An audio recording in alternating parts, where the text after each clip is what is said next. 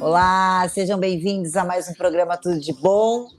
Sejam bem-vindos à nossa casa. Vai começar o nosso bate-papo em casa com Lena Mello, a nossa psicóloga, Cristiane Fatale Elias, a nossa advogada. Hoje também teremos no meio do programa, eu convidei a psicóloga Ana Detter para conversar com a gente. Ela é junguiana, então tem muitas coisas que dá para a gente falar hoje. Boa noite, meninas. Boa Boa noite. noite. Tão Tem um bom. auá latindo. Eu falei para a Cris, falei, vamos fazer uma noitada hoje de vinho. A gente tá morrendo de vontade, né? De se encontrar, de bater papo, nem que seja para tomar um cafezinho só. E a gente me dá uma aflição que nunca vai passar, parece, né? Mas vai passar, vai passar. A gente tem aqui que dar lições otimistas. E hoje eu pensei da gente conversar, daqui a pouco vai entrar na Detter, se Deus quiser, a tecnologia vai nos permitir. Ela está atendendo ainda. A Ana, ela é junguiana. A Leninha, ela tem uma pegada muito forte também, né? Apesar das análises ser forte, mas o Jung, ele é ovacionado por todos os psicanalistas, né, Leninha? Não tem jeito, né? Então, na verdade, o Jung ele é pai de toda uma psicologia que vem a partir dele, né? Que é uma psicologia simbólica, a gente chama de psicologia analítica, que é uma psicologia que leva em consideração os símbolos potentes, né? A gente vive mergulhado no mundo simbólico e o Jung representa essa capacidade nossa de simbolizar a vida. Por isso o ser humano é tão importante, porque ele vive mergulhado no mundo simbólico e representa tudo que ele faz a partir de símbolos. E o Jung é esse cara que trabalhou isso e que deu esse legado para nós, né? Psicológico, é bem legal isso. Eu quis hoje começar com Jung, né? Justamente porque a gente está vivendo um momento que o Jung, eu me lembrei muito, eu me lembro de muito do Jung agora, porque ele fala da questão do inconsciente coletivo, né? Da gente como cria uma massa, né, Leninha, de uma mentalidade, do mesmo pensamento, né? Quando aconteceu tudo isso, do pensamento do medo, do pensamento da insegurança, da incerteza que a gente tem, né? E o Jung, ele sempre interpretou muito bem isso, como é forte, né? E como a gente tem que tomar cuidado com essa vibração, né, Helena? Então, aonde a gente está, cada um de nós, coletivamente ou individualmente, nós vibramos dentro de um campo, né? E esse campo, ele reproduz nossos pensamentos, experiências, memórias. Esse campo que o Jung chamava chamou lindamente de inconsciente negativo, meu Deus, coletivo. É que você falou de coisas negativas e eu, né, peguei o gancho.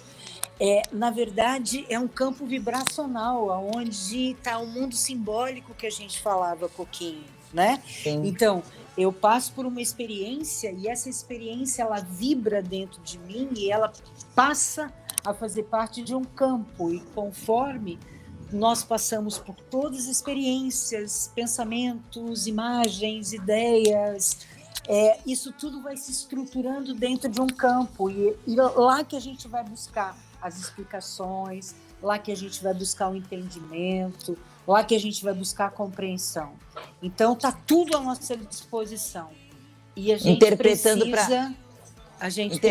para a linguagem de hoje, a gente vai buscar na nuvem. Isso, como se fosse isso. Eu vou para o intervalo e na volta vamos ver se a Ana Detter entra com a gente. Eu continuo falando do Jung, porque outra coisa que ele fala e que é muito real e cabe muito a gente falar são dos arquétipos. Né? São os elementos do inconsciente coletivo, é isso mesmo. Exatamente. Então, já volto.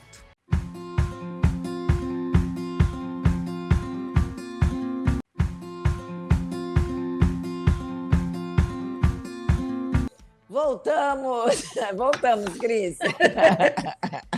A Cris fica brigando com a gente nos bastidores, porque o Newton fica aparecendo. O Newton é quem está editando aqui junto com a gente. O Newton, ele está no meu lugar, o Newton. Então vocês três e o Newton. Olha só, a gente já está com a nossa convidada aqui, com a Ana Detter, que é psicóloga. Oi, Aninha. Seja bem-vinda. Boa noite. Oi. Obrigada. Eu comecei o primeiro bloco, já foi o primeiro bloco, eu falei que você ia participar com a gente e a gente deu uma introdução, porque eu estava conversando com elas que eu estou estudando muito essa quarentena e mergulhando na física quântica, e em todas as literaturas o Jung aparece muito. E eu já era uma apaixonada do Jung quando eu fiz a faculdade, e eu sei que você é uma psicóloga junguiana e traça, né, sua vida profissional nele. E eu falei que a gente, nesse bloco, nós iríamos falar sobre os arquétipos. Ai, que delícia! Como você coloca os arquétipos na sua trajetória aí, com as suas clientes, enfim, qual a importância deles na nossa vida? Que pergunta maravilhosa para a gente começar, né? Então, o Jung é o teórico que eu estudo há mais de 25 anos e que eu estou nessa trajetória aí de psicologia há 27 anos, mais ou menos. O Jung, ele traz uma contribuição riquíssima, principalmente na interpretação de sonhos. Então, quando a gente fala de sonhos, esses símbolos, os sonhos, eles são montados no nosso inconsciente através destes símbolos. Então, por exemplo, tem arquétipos que são do inconsciente coletivo e do inconsciente pessoal. Então, por exemplo, se você sonha com uma bruxa, a bruxa, ela é um arquétipo da mãe má. E também existe o arquétipo do herói, o arquétipo do ladrão, o arquétipo Nossa, são tantos, da justiça, da temperança, da individuação. Então, todos esses arquétipos, quando a gente interpreta um sonho, eles estão presentes. E a importância disso na vida da gente é enorme, porque a gente só consegue interpretar um sonho quando a gente consegue se familiarizar e ter uma vida bem íntima com esses arquétipos, com essa simbologia do mundo onírico, né? Que é o mundo dos sonhos. E tudo que a gente vive, a gente sonha. O Jung costuma falar o seguinte: todos os grandes acontecimentos da vida foram sonhados. Todos.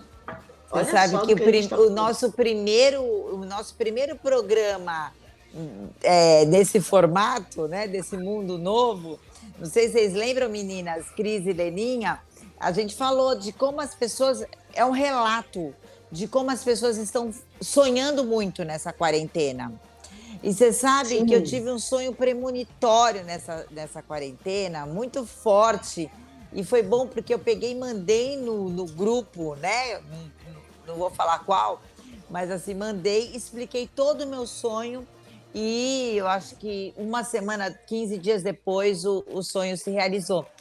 E a gente está sonhando muito. Por que a gente está sonhando muito?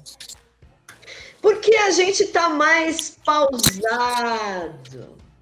Quando a gente está naquela loucura de acordar já em cima da hora, a gente não presta atenção nos nossos sonhos. Na verdade, a gente sonha toda noite.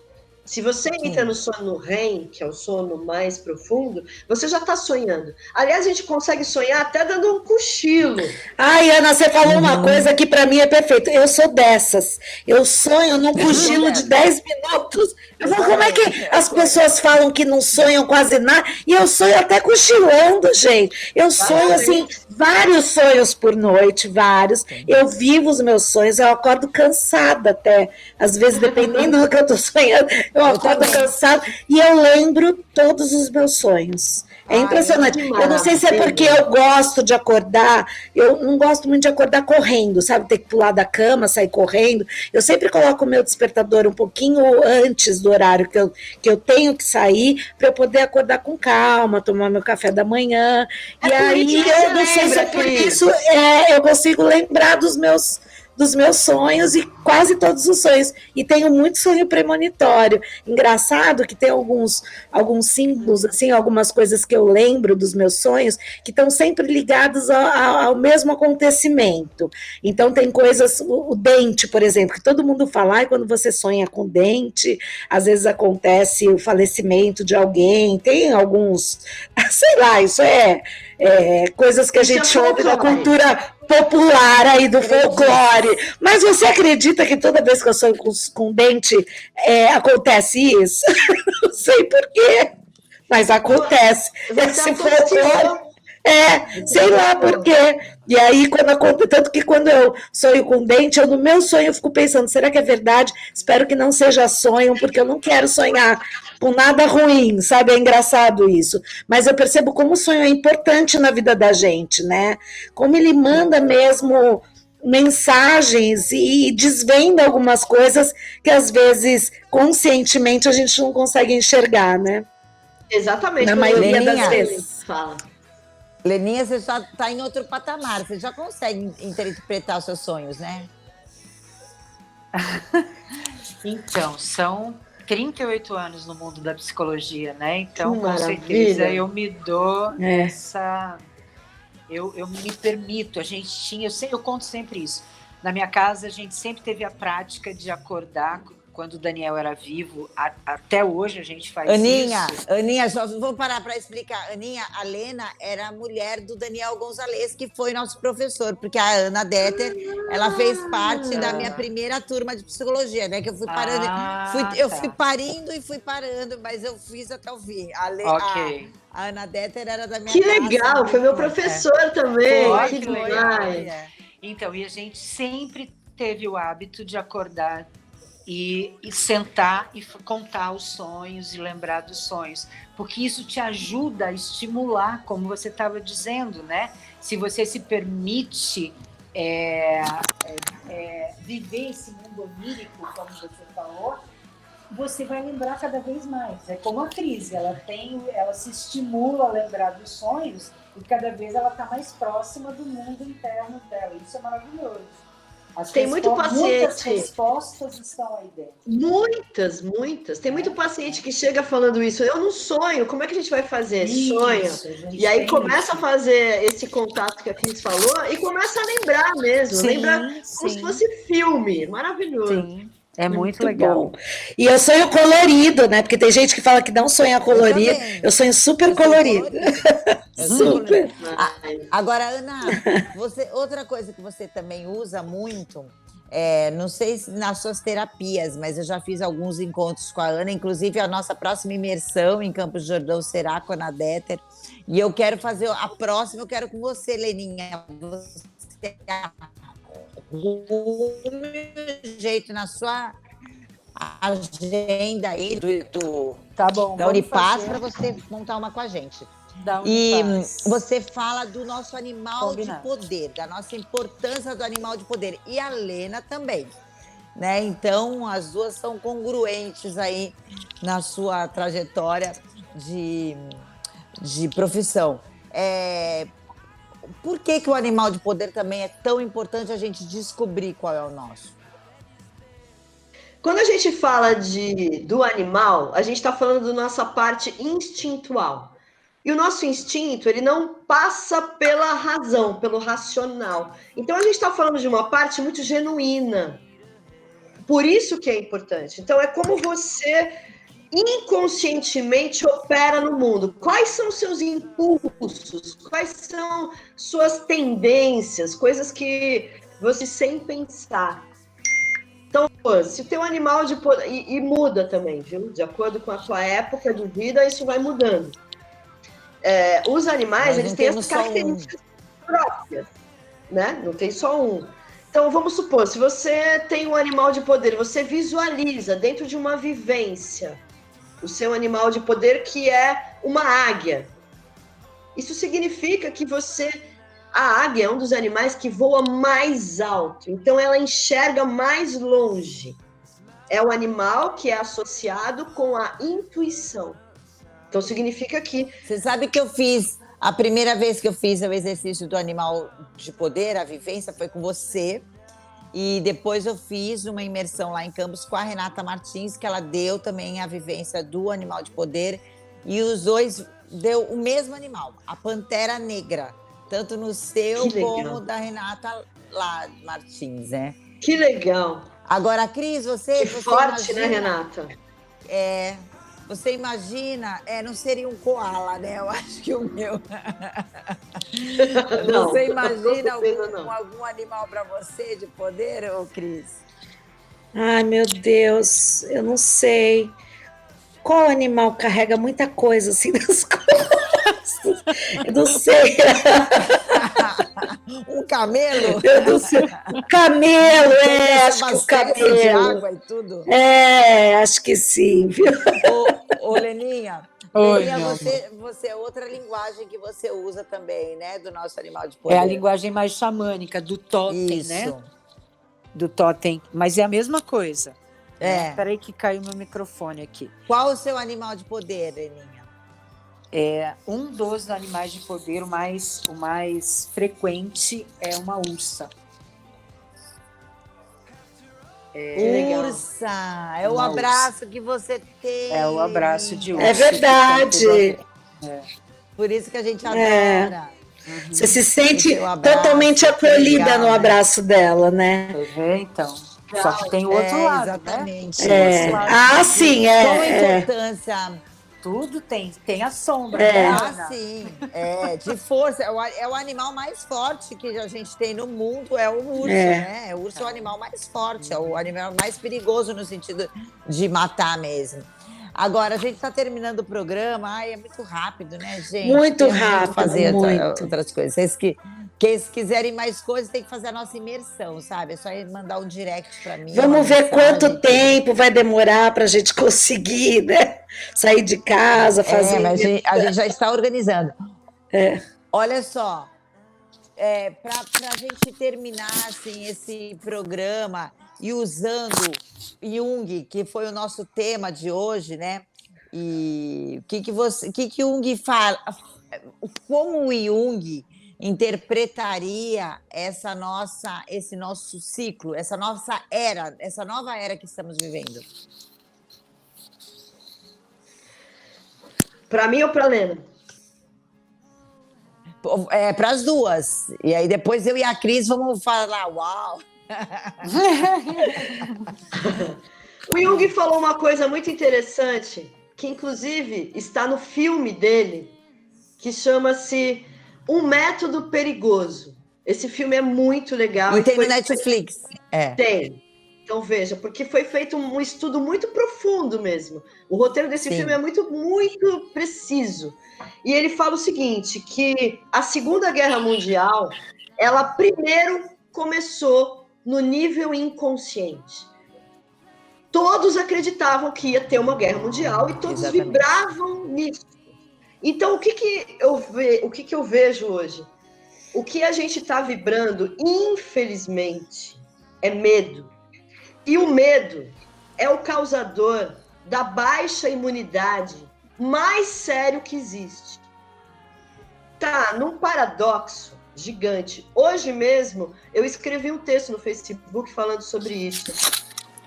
A gente teve um índice do Ministério da Saúde dizendo que mais de 600 mil pessoas estão curadas do Covid. E isso é pouquíssimo divulgado. O ranking que a gente tem é ranking de mortes. Então, o que acaba acontecendo? Contagem de corpos. Meu, isso me dá até arrepio, isso é muito absurdo. Por que não tem, junto com esse ranking de morte, o ranking dos sobreviventes e dos que estão saudáveis? A maior parte de nós, seres humanos, hoje, está saudável. Então, a gente precisa pegar todo esse lado saudável e emanar essa saúde, principalmente para quem está doente. E não ficando com esse terror absurdo, que isso nos enfraquece. Exatamente. Então, é tudo que eu penso. Tudo que eu penso. Leninha. Oi, querida. Sabe que eu me perdi na pergunta porque o meu microfone caiu. Eu perguntei, eu só vou dar um recado para o Newton. Newton, nós vamos derrubar um break, viu? Então pode ficar tranquilo aí, tem mais uns minutos. Leninha, a pergunta era o que o Jung falaria, o que ele pensaria desse novo ciclo, dessa nova era, do que a gente está vivendo agora? Como é que ele analisaria a pandemia? Isso. Então eu vou pegar o gancho da Ana, né? E com certeza, a gente já conversou sobre isso uma vez, e eu tenho aqui o subproduto dessa sociedade que nós criamos para nós, né? Desse estilo de vida que nós criamos para nós e que nós chamamos hoje de globalização.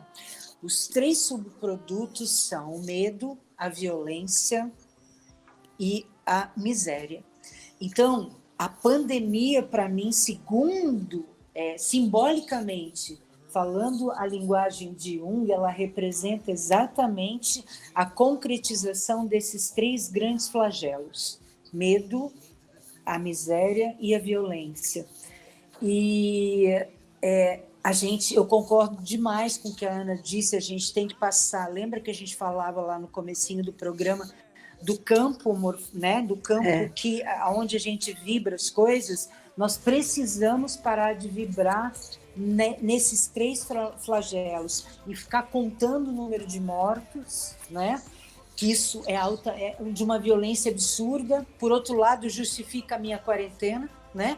Então eu estou tentando me resolver em relação, não vou morrer, então eu justifico a quarentena com o número de mortes. Eu acho isso um absurdo, mas isso tem acontecido, né? Absurdo. Então, esperando o número de mortes para dizer, tá vendo?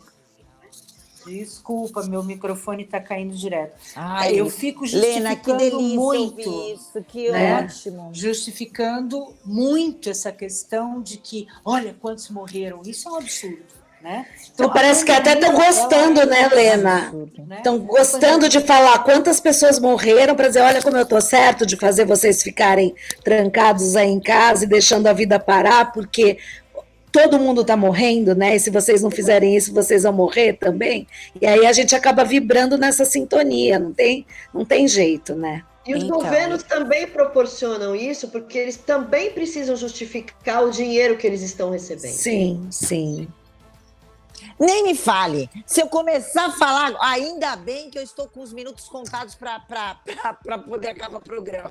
Mas é revoltante, né? Realmente eu penso. Mas, gente, vamos entender... Gente, que tá... é muito sério. Rê, deixa eu só falar uma coisa. Vamos entender que para o mundo inteiro isso é novo. Seja governante, seja... É novo demais. A gente, na verdade... Tem algo por trás disso, eu não tenho a menor dúvida. Porém, assim, o que nós vamos tirar de lição disso? É isso que importa. Nós não vamos mais controlar uma pandemia, ela já existe, ela é concreta, ela está aí. E o que nós vamos tirar disso? A gente precisa começar a pensar nisso. O que eu vou fazer com isso tudo que fizeram comigo? Né? Sim.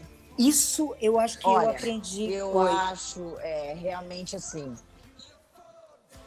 eu entendo, e é muito grave o que a gente está vivendo no mundo inteiro. Existem realmente muitas mortes, só que a gente não contabiliza as mortes todos os dias. Todos os dias morrem gente e a gente não fica aí contabilizando, né? Claro. Então, existe realmente uma pandemia, existe um momento muito grave na humanidade. Só que é muito perigoso que essa indústria do medo que estão fazendo com a gente. Sim. Sabe? É muito. Eu brinquei outro dia com o Globo da Morte. Lembra o Globo da Morte que a gente tinha na nossa época? Aquela esfera com aquelas motos, assim. Hoje o Globo da Morte é outra coisa, né? Que apavora a população, que enche a população. Uma coisa é informação, outra coisa é esse pavor que coloca. É a interpretação que estão fazendo disso, né? Exatamente. E os objetivos também, né? Porque a gente tem que também enxergar os objetivos por trás disso. Porque a gente sabe que não é só um objetivo de proteção, que existe o objetivo da proteção, do cuidado, né? De estarmos todos enfrentando o novo e não sabermos como agir. Então, a gente está agindo com cautela justamente porque é melhor você pecar pelo excesso de zelo do que pela falta dele para proteger a vida humana, mas sabemos também quando a gente lida com o mundo político, né, que muitas vezes tem outros interesses escusos que são colocados à frente disso tudo. E aí essas informações são utilizadas para manipular.